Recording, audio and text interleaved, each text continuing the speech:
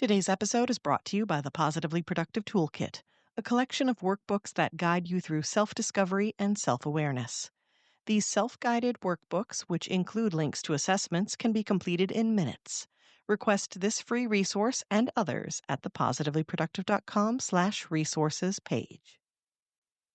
When you're trying to focus, distractions are basically in their villain era, right? They're lurking around every corner, just waiting to pull you away from all that boring, awful stuff. As a matter of fact, you may likely search them out the more you want to avoid a task. Ask me how many times I pick up my phone without thinking about it for some kind of scrolling or even under the pretenses of doing something productive when I don't want to do the actual task. Okay, maybe don't ask me because I don't want to admit it, but I think we both know the answer. You're listening to the Positively Living Podcast. I'm your host, Lisa Zaratny, founder of Positively Productive Systems and a productivity coach certified in positive psychology and stress management. Join me as we explore ways to live a more proactive, positive life with episodes on productivity, self-awareness, mindset, entrepreneur life, habits and systems, simplicity, fun, and more. I understand overwhelm personally as a multi-passionate entrepreneur, wife and mom to kids and cats, and as a caregiver. I'm here to help you choose what's right for you so you can do less, live more, and breathe easier. Sound good? Let's get to it. Welcome to the Positively Living Podcast. I'm your host, Lisa, and today's topic is one I think we all have lots of experience with: procrastination. We all do it, perhaps some more than others, perhaps some more creatively than others, and with different results. But the point of this is that the act of, and sometimes the art of, procrastination is universal. So as we review this topic today, remember, you're in good company, and this isn't a flaw. If you procrastinate, there's nothing wrong with you, and there are so many reasons why we naturally respond this way.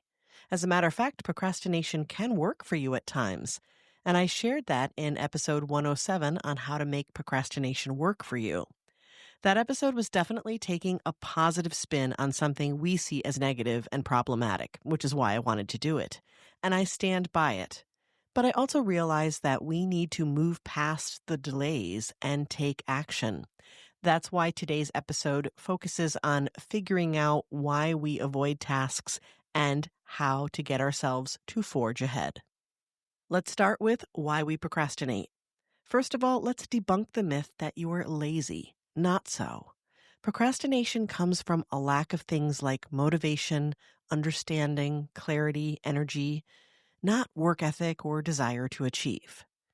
In episode 107, I dig into 7 reasons why we procrastinate before I go into how we can make it work for us. And I welcome you to listen to that episode for more details and the upside of putting things off. But let's review those 7 today as well. I think it's an important foundation for what we can do to counteract it. Here are the 7. 1, perfectionism. This one is a lot to unpack, but basically it includes a fear of failure and of criticism, and that fear can keep you from taking action. Number 2 is self-sabotage. If you believe that completing a task will set things in motion you don't want, you may find ways to avoid doing the task, often without realizing you're doing it. Number 3, disconnect between present and future self and emotions. When we're exhausted or distracted, it's easy to say, that's a problem for tomorrow, without wanting to acknowledge the impact your choice has on future you. Number 4 is task aversion. Our brains don't like boring stuff, or difficult stuff, or scary stuff. I mean, except when we're watching horror movies if we like that kind of thing. But our brains want the fun stuff and will lock down on us quickly if we aren't doing what they want. And that is a really big part of what we're unpacking today. Number 5 is decision fatigue. There's too much going on and our brains get really tired very quickly, especially in today's information age with so much stress and pressure. Our prefrontal cortex is in charge of making all these decisions, and it's exhausted and it wants a break. So at some point, the best response feels like no response. Number 6 is lack of energy. If you're planning to do challenging tasks, you need to be well rested and have the energy to tackle them. Anything less, and your brain will convince you it's not going to happen. This is why rest is necessary. If you're tired or low energy from other complications as well, like depression or side effects from medications, even fun stuff can be more difficult, and you might find yourself resisting that. You'll quickly put that off, so imagine what it's like when you want to do the boring or the tough stuff. And then number 7 is insufficiently defined goals. If you don't have a destination, it doesn't make sense to start the trip, right? That's what your brain is thinking. Without a specific goal, you don't have the data you need for proper project management, which means you can't break down the tasks that you need to be involved in order to achieve the goal. You usually experience this with a jumble of ideas. You'll probably think of things that you have to do, but they're not in any particular order. And then it feels like way too much. And then you don't know what to do next, and it just spirals. And then it feels like everything's urgent. And when everything's urgent, nothing is urgent. And now you have the perfect recipe for procrastination. Task avoidance can come from any of these, though fixing it might need slightly different solutions. We've covered number 6, lack of energy, on the podcast quite a bit. We've talked about energy management in a variety of ways. And if you find yourself resonating with that one, you may want to listen to episode 249 on 5 energizing habits.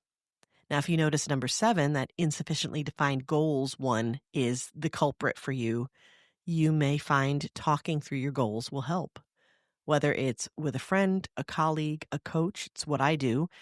The key here is deciding what it is that you want to do. And sometimes that can be the hardest part. I've addressed prioritizing and urgency in 2 episodes you might want to take a look at, 115 and 252, and those are linked in the show notes as well. Today, we'll focus on procrastination and task avoidance and the solutions that you need that relate more toward those first 5, though some of these might help when you're struggling with energy as well. They all kind of blend in together nicely as far as solutions go. Here are 5 tips to help you over the hurdle of task avoidance so you can start getting things done. Number 1 is focus on starting. So often our challenges in taking action come from this feeling of how long something is going to take, how daunting the whole thing feels, how are we ever going to get it done? So you're thinking about the ending and not the beginning. If you shift your goal to starting without worrying about the ending, you may find it easier to build the momentum you need to actually complete the task. A fantastic way to practice the starting idea is the 2-minute rule, first established by David Allen in his book, Getting Things Done. The 2-minute rule aims to banish procrastination and help people accomplish small tasks. The rule is that if you can do an action in 2 minutes or less, tackle it at that moment. No delays. Some examples could include picking up dirty dishes right after you eat, opening and sorting mail as soon as it comes in. You grab it from the mailbox, you open it, you sort it, and that's it. And I love having a garbage can at the ready for that, so that makes for a great habit. 2-minute rule could also be washing your face or brushing your teeth like the minute you get up and go to the bathroom. Maybe even responding to an email or a text, but we want to be careful with that because context matters, timing matters. We don't want to be at everyone's beck and call all the time, but sometimes it's a matter of saying, I'm not sure what an answer is, but I'm going to respond to this because it will take 2 minutes and maybe put the ball in their court. So it's the idea of not letting things get delayed because you're in your head about it. That's the idea of the 2-minute rule. Now, all of that's great for like getting small things done. The cons of this kind of action might be that it doesn't really apply to more important tasks. That's fine. That's kind of the point of it, I think. So I would counter that the positive energy, the mental boost from completing a task, no matter how small, may be worth trying this. It's also great simply as a practice. And consider that 2-minute tasks that are completed do have the potential to deliver long-term benefits. An example of this would be if you spend 2 minutes a day picking up clothes from your bedroom floor, or more specifically, the chair.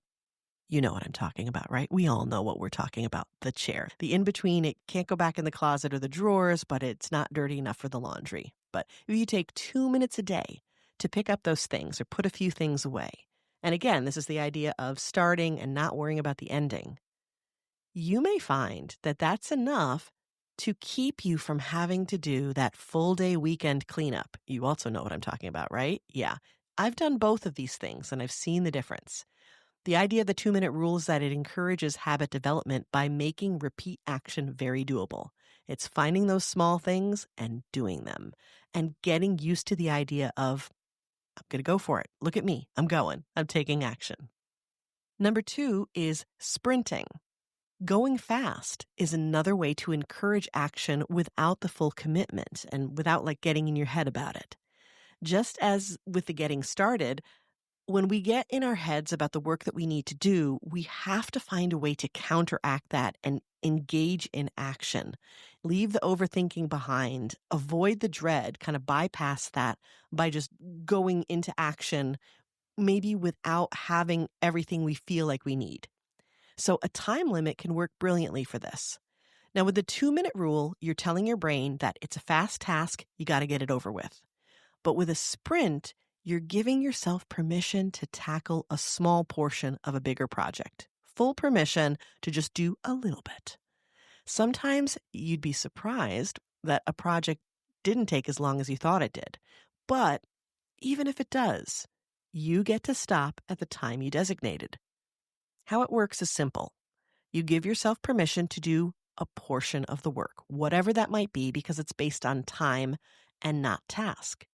You set a timer, you go for it.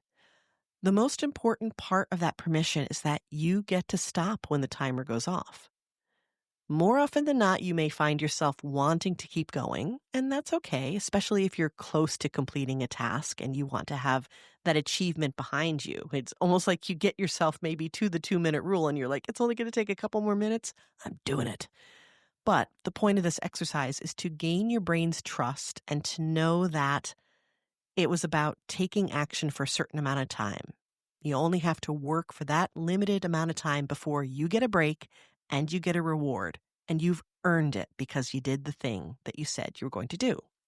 This tactic can work great with kids who have major task aversion to something like cleaning up, which I personally understand. If you set a timer and make it a race to see who can clean up the most or see how much everyone can clean in 10 minutes, you'll be amazed at what you get done. And more often than not, the actual task will get done. You're not only allowing for a partial task, you're making it challenging in a fun way. And this is called gamifying. And you see this everywhere. It's very popular. Our brains love this. It's an effective way to get past your brain's desire to protect you from what it sees as the boring, painful tasks. Now it's a game. Now it's fun. Also, if you want to up the energy in a situation like this, you can time, and I'm using air quotes on this, time your sprint with a music playlist. 3 to 4 songs that are energizing can create a approximately 10-minute sprint, and it not only makes it more fun, it can actually control the pace. You may recognize this as a technique that's used very often in workouts for that reason. It keeps the pace and it keeps the energy matched to what you want to achieve. If you need some inspiration, there are tons of playlists already curated online, and I have a set of Spotify playlists from all of my podcast guests that you can peruse and use, and they're all very much positive, uplifting songs. I think you'll love them. They're upbeat, and they may work beautifully for this technique. I have the Spotify links in the show notes, so you can access them easily anytime. The third tip is to delete or defer distractions. When you're trying to focus, distractions are basically in their villain era, right? They're lurking around every corner, just waiting to pull you away from all that boring, awful stuff. As a matter of fact, you may likely search them out the more you want to avoid a task. Ask me how many times I pick up my phone without thinking about it for some kind of scrolling or even under the pretenses of doing something productive when I don't want to do the actual task. Okay, maybe don't ask me because I don't want to admit it, but I think we both know the answer. What counts as a distraction can vary widely. For someone with ADHD, it could literally be anything. For most of us, it might be the constant ping of notifications from your phone, the call of social media, and the scrolling of the reels. Yeah, okay, that would be mine. Or the never ending stream of emails and texts, whether it's work or from friends. It could also be environmental, the TV playing in the background, someone walking by where you're working, or even a cluttered environment where all the things that are sitting out pull your attention. Maybe because you're bothered by the clutter, and maybe because it reminds you of things that you want to be doing. The key here is to proactively eliminate, or at the very least, defer or in some way hide or delay these distractions. Think about what typically pulls you away from your tasks and your focus, and make a conscious effort to minimize that impact. When it comes to technology, you have lots of options, not only to be distracted, but to minimize those distractions. So that's kind of it's a double-edged sword, but there's a good side to it. You can put your phone on Do Not Disturb while you're working, or even better, put it in another room if you can, or at least out of sight in a drawer, tuck it away. You can set an alarm to go get it and check it after you're done. So don't panic. I know we're sort of tethered to our technology and it can be hard to step away from it, but set that timer and then you get to reach for it again. Close unnecessary tabs on your computer. Watch especially for social media or news sites. You might want to consider using website blockers for set periods of time. Watch for default notifications everywhere. News and social media sites are dedicated to getting your attention and keeping it. They want you to stay as long as possible. Don't let FOMO, that fear of missing out, control you. You're not missing out, you're pausing, and then you can go check it all. Make your scrolling intentional. Make your information consumption intentional. That's another episode, actually, but you can still read all the things, you can watch the videos, whatever it is you want to do, but make sure you do it selectively and specifically. And you can even use that as a reward for what you're doing, which we'll get into. Now, in terms of your environment, if you have a dedicated workspace, think about what you need to get your task done so that you have the right tools for the job, and what you have in your workspace that may distract you. Most often, it's best to clean up and keep your space free from visual clutter. Now, sometimes creatives will argue that there's a need for that chaotic visual to inspire the art. Fair enough. You know what works best for you. In that case, it may be more of a need to stay focused or in the zone and try to be in a flow state. So maybe the distractions are more related to staying in that moment. It could be related more to other people around you or the technology that we talked about. So in that case, you could turn off the notifications. You can try noise canceling headphones or listen to specific sounds or music and create your own quiet bubble of focus. As part of our most productive environment, we may need also to communicate with others that we have a need for uninterrupted time. We need to let them know what we need so that we can do our jobs, and then we can go play. This could be a good idea for tech too. Let friends know that you'll be setting it on Do Not Disturb, and don't try to blow up your phone if at all possible. Group chats are always the most challenging. And let them know you'll check your messages later, and even if you have a specific time. Now, one other aspect to distractions can actually be your thoughts. Sometimes our biggest distractions come directly from us, like worries, to-do lists, or even in a positive way, creative ideas that pop up as we're working. I've worked with a number of writers where while they're writing, they think of other chapters they want to write, even though they're working on one specifically. They think of new aspects to characters or even new ideas for books. And that can be distracting in its own right. This is where you want to have a way to capture this information. In this case, I'd suggest keeping a notepad handy to quickly jot down the ideas. You take them out of your brain, you set them aside, and then you can stay focused. Get them out of your mind and out of the moment, and then revisit them later. Now, you could use tech for this as well. You can leave yourself voicemail messages. You can put information that comes to mind in notes on your phone with the caveat that you are okay with this, that you can have your phone nearby, you can have your iPad nearby, that you've turned off your notifications. You kind of have to figure this one out on your own. Find the best way for you to capture those things so that you can clear your mind and move on and not be distracted in those new things. Number 4 is to reward yourself. We often fall into the trap of thinking that simply completing a task is its own reward. No. While there's a certain satisfaction in checking something off your list, and I do love to do that, it's not necessarily enough to encourage us to take the action, especially when tasks are challenging or boring. Think about the cue habit reward loop that Charles Duhigg tells us about in habit development. And there's a habits playlist on the podcast page of the positivelyproductive.com site. And in there, you have episodes all about habits and the basics of what habits do for us. If you haven't listened to that, I highly recommend you do. And there will be an explanation of what I mean by this cue, habit, and reward. And I think it's so important that we not forget the reward part. To really embed a habit, and in this case, tackling those boring, mundane, must-do tasks, you need to be intentional about rewarding yourself and what rewards look like for you. This is very personal. Make the distinction between the reward of the task and rewarding yourself.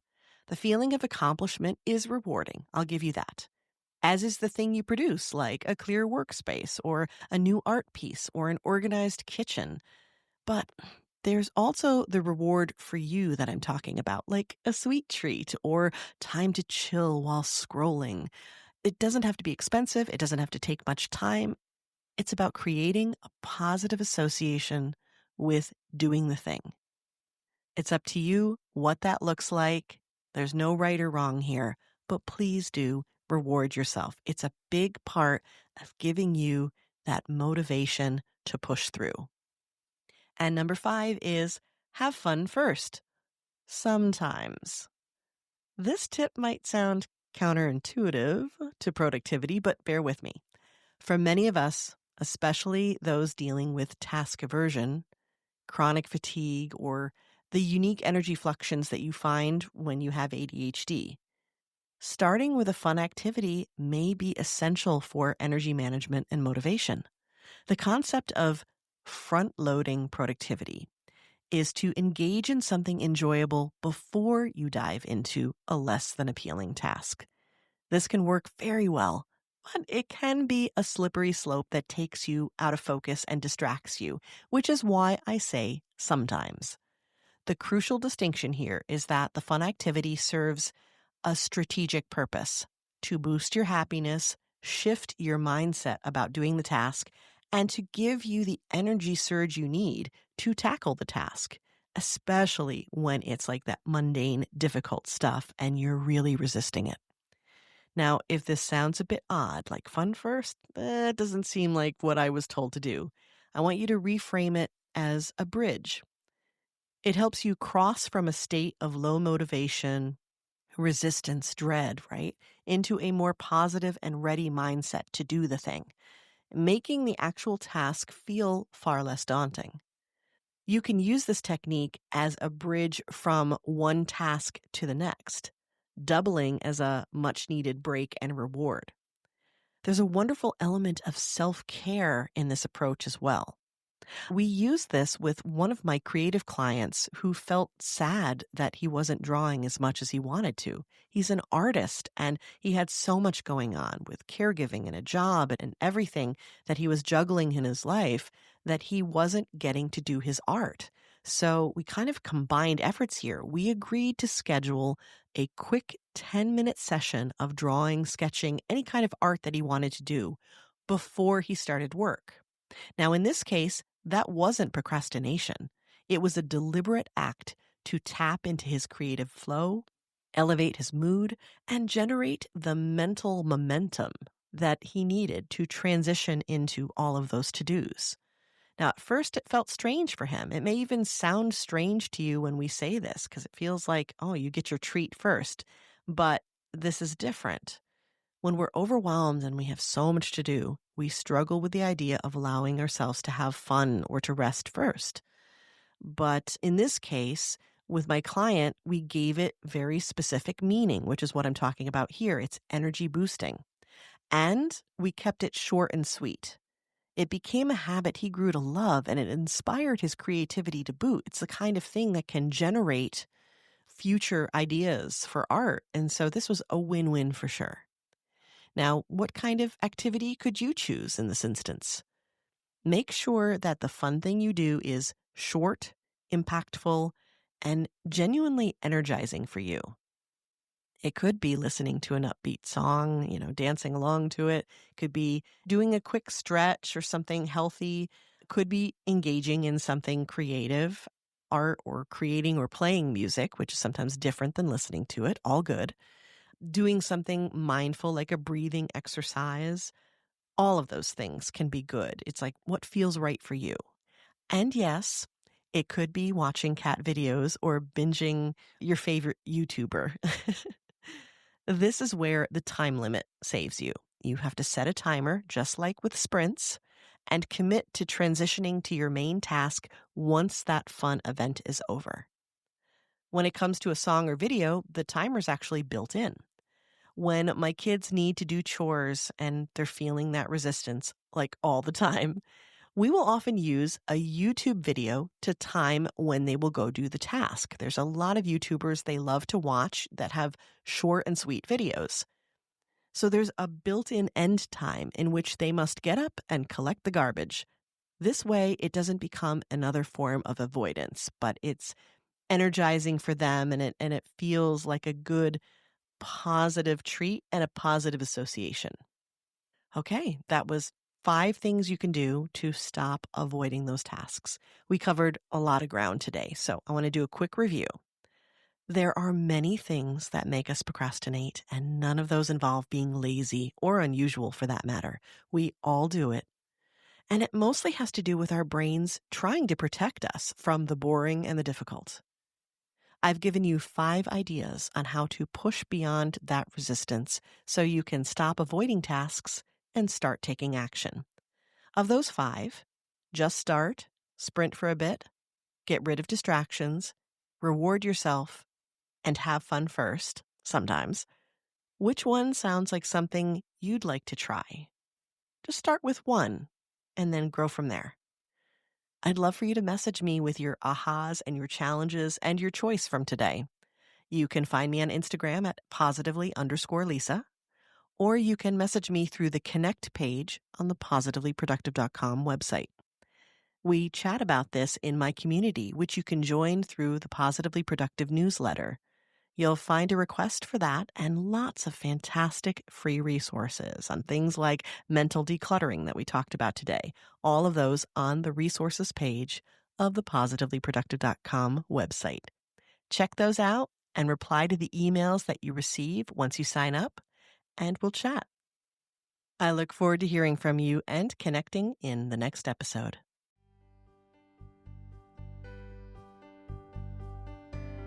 Thank you for joining me today. Your time is precious, and I'm honored you chose to spend it with me. If you have feedback or questions, you can find me through the Connect page of the positivelyproductive.com website. And if you're looking for any of the resources mentioned here, from books to products to training and more, go to positivelyproductive.com/resources.